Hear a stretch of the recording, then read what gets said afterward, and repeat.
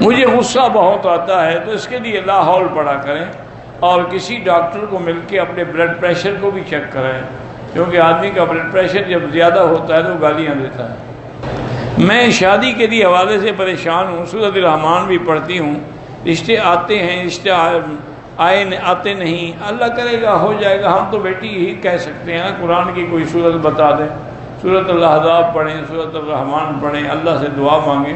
باقی ہر چیز کا ایک وقت مقرر ہے، ایک وقت مقرر سے پہلے کچھ بھی نہیں ہوگا، جب اللہ نے لکھا ہے، جہاں لکھا ہے وہ ہوگا۔ نیک اور صالح اولاد کے لیے اللہ سے دعا مانگا کرے، رب ہب لی من لدنک ذریۃ طیبہ انک سمیع الدعاء۔ کہتے ہیں جی عبد المطلب کو آپ نے کہا ہے کہ مشرک تھا، چلو آپ اس کو مسلمان سمجھتے ہیں، اس نے حضور پر کلمہ پڑھا تھا، حضور کو ابھی نبوت ہی نہیں ملی تھی، اللہ کے بندے خدا کا خوف کرو۔ جبکہ ابو طالب کو امت نے کہا ہے کہ اس نے کہا کہ انا علی دین عبد المطلب، میں عبد المطلب کے دین پہ ہوں، میں محمد مدنی کے دین کو نہیں مانتا۔ تو معلوم ہوا نا کہ عبد المطلب کا دین اور تھا، صاف بات ہے، وہ تھے ہی کافر، بت پرست تھے۔ اگر دعائے قنوت وطر میں نہ پڑھے تو سجدہ سہو لازم ہے، وطر واجب ہے۔ عشاء کی نماز کا صحیح وقت جو ہے، بہرحال ساری رات بھی آپ پڑھ سکتے ہیں، لیکن افضل ہوتا ہے کہ 12 بجے سے پہلے پڑھ لیں، ورنہ صبح صادق سے 20 منٹ 15 منٹ پہلے بھی پڑھ سکتے ہیں۔ ڈیری فارم ہے، اس پر زکوٰۃ کی قیمت جو آئے گی، روز کے پیسے آئیں گے، اس پر حساب کریں گے۔ کریانہ سٹور کا مال جو ہے، اس کی آپ ایکسس کریں گے کہ کتنا مال ہے، 10 لاکھ کا ہے، 20 لاکھ کا ہے، اس کی زکوٰۃ دیں گے۔ بہرحال ٹرانسپورٹ کا کاروبار ہے تو ادھار پہ چاہے کام ہو، لیکن زکوٰۃ تو آپ کو دینی ہوگی۔ اب جتنے بڑے بڑے مل آنر ہیں وہ بھی سارے ادھار پہ چل رہے ہیں، جتنے بڑے بڑے بینکر ہیں وہ بھی سارے ادھار پہ چل رہے ہیں۔ اگر ادھار ہے ایک طرف 1 کروڑ، تو 10 کروڑ کی پراپرٹی بھی پڑی ہوئی ہے۔ قضا نماز کے لیے جب موقع ملے فوراً قضا کرو۔ اگر حیثیت بھی تھی لیکن بچوں کے عقیقے والدین نے نہیں کی ہے، اب کر لیں اگر اللہ نے توفیق دی ہے۔ بیوی شوہر کی اجازت کے بغیر بچوں کی ضرورت پورا کرنے کے لیے پیسے لے سکتے ہیں، اس کو بتا دے اس کے بچے نہیں، وہ بچوں کو خرچہ نہیں دے گا، اس کی ذمہ داری ہے کہ زبردستی بھی آپ کو لینا پڑے لے سکتی ہے، چوری کیوں کریں۔ بہرحال ایک آدمی نے بیوی کو طلاق دی، جوان بچے ہیں، تو کیا وہ 2 منزلہ گھر میں رہ سکتے ہیں؟ اوپر آدمی دوسری بیوی کے ساتھ ہے، کوئی بات نہیں، ہر آدمی اپنے اپنے گھر میں ہے، اپنی اپنی منزل میں ہے۔ بزرگوں یا والدین کے گناہوں کی سزا بچوں کو نہیں ملتی، لا تزر وازرۃ وزر اخری، کسی دوسرے کا گناہ کسی دوسرے پہ نہیں رکھا جاتا، البتہ نیکیاں ملتی ہیں۔ تکبیر نہ کہی جائے تو جماعت ہو جائے گی، لیکن تکبیر سنت ہے۔ کرنسی نوٹ اگر پرانے ہو جائیں، نئے لینے کے لیے جائیں تو وہ اس پر پیسے لیتے ہو تو جرمانہ کریں گے نا، لے لیں آپ۔ بہرحال جو گندم ہے اس کا آپ عشر دیں گے، جب گندم کا دے دیا تو بھوسے کا الگ تو نہیں دیں گے، بھوسا تو اسی سے نکلے گا نا، یا اس کے علاوہ بھوسا بچا ہوا ہے تو اس کا بھی دیں گے، کیونکہ اب تو بھوسا بھی فروخت ہوتا ہے، بڑا پیسہ آتا ہے۔ کہتا ہے کہ بہت سارے لوگ آتے ہیں جاتے ہیں، پوچھتے ہیں، بھئی ہم کوشش تو کرتے ہیں ہر سوال کا جواب دیں۔ بہرحال یہ حدیث مبارک میں نے نہیں پڑھی، بہر صورت یہ ہے کہ غصے میں بھی طلاق ہو جاتی ہے، کیونکہ دوسری حدیث جو صحیح ہے نا، جس میں شک نہیں، ثلاثن جدہن جد وحدہن جد النکاح والطلاق والعتاق، جب مذاق میں ہو جاتے تو غصے میں کیسے نہیں ہوگی۔ بغیر داڑھی والے کے پیچھے نماز تو ہو جائے گی، لیکن ایسے آدمیوں کو امام نہیں بنانا چاہیے۔ بہرحال مکہ مدینے میں دن تقسیم ہو جاتے ہیں، نماز قصر ہی پڑھیں گے۔ مولانا الیاس گھمن صاحب نے کہا ہے کہ اللہ ہر جگہ حاضر اور ناظر ہے، انہوں نے ٹھیک فرمایا ہے، عالم آدمی ہے۔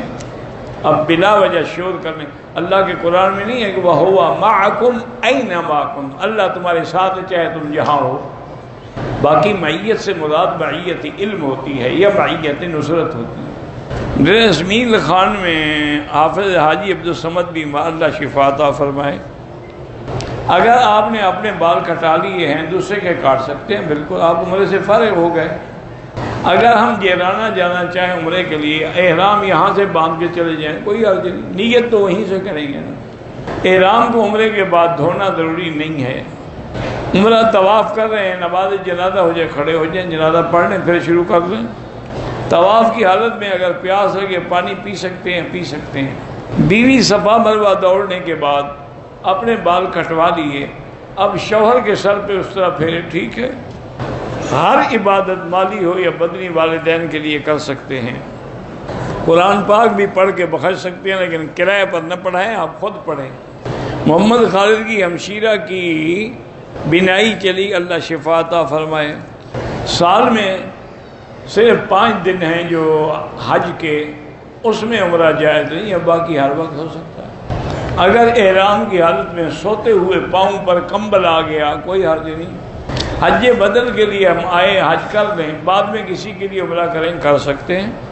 حلق نہ کرنے کی وجہ سے دم پڑ گیا، پیسے نہیں، جب اللہ پیسے دے تو مکے میں بھیج کے دم کرائیں.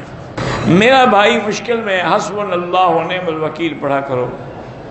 میرا سکول ہے، مجھے کوئی نہ کوئی مرض لاحق ہو جاتا ہے، ہر نماز کے بعد سورۃ فاتحہ 7 دفعہ پڑھ کے پانی پہ دم کر کے پیا کریں.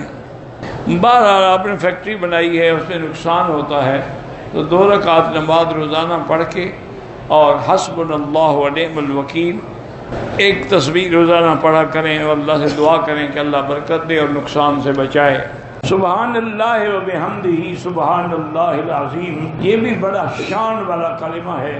امام بخاری رحمۃ اللہ علیہ نے اپنی حدیث اسی پہ ختم کی ہے، کلمتان خفیفتان علی اللسان حبیبتان الی الرحمن ثقیلتان فی المیزان سبحان اللہ و بحمدہ سبحان اللہ العظیم. یہ بھی پڑھا کرو، اور رزق کی وسعت کے لیے استغفار پڑھا کرو. استغفر اللہ الذی لا الہ الا هو الحی القیوم واتوب الیہ. اور ایک اور بھی میرے آقا نے عمل بتلایا ہے. ایک صحابی نے آ کے کہا کہ حضور مجھے اس قدر غربت اور فقر نے گھیر لیا ہے، میں جو بھی کام کرتا ہوں فیل ہو جاتا ہے. تو حضور نے فرمایا ایسا کرو کہ جب تم دکان میں داخل ہو اور دروازہ کھولو تو وہاں کہا کرو السلام علیکم والصلاۃ والسلام علی رسول اللہ صلی اللہ علیہ وسلم قل هو اللہ احد اللہ الصمد لم یلد ولم یولد ولم یکن له کفوا احد. یہ ایک دفعہ پڑھ لیا کرو. گھر میں جاؤ، دکان میں جاؤ، جب بند ہو، جب پہلی دفعہ داخل ہو تو یہ پڑھ. صحابی فرماتے ہیں کہ میں نے جب عمل کیا، چند دن گزرے کہ میں تو اپنے علاقے کا سب سے بڑا امیر کبیر بن گیا. میں مٹی میں بھی ہاتھ ڈالتا تھا، وہ بھی سونا ہو جاتی. پر یہ ہے مشکل کہ آدمی قرآن حدیث کے وظیفے نہیں پڑھتا. کوئی مکار پیر بتلا دے نا کہ ایک ٹانگ پہ کھڑے ہو کے قبرستان میں یہ وظیفہ کرنا ہے اور آنکھیں بھی بند رکھنی ہیں، تمہیں بلائیں نظر آئیں گی، ڈرنا بھی نہیں ہے، میں یہ تمہارے ساتھ ہوں. کسی کو کھڑا کر دو، بلائیں اس کو ویسے بھی نظر آئیں گی. قبرستان ہو، ٹانگ ایک ہو، چکر آئے گا، بلائیں نظر نہیں آئیں گی تو کیا ہوگی؟ اس میں کون سی پیر کی پیری ہے؟ کشمیریوں کی اللہ مدد فرمائے، وہ اس وقت ایک بہت بڑے ابتلا میں ہیں.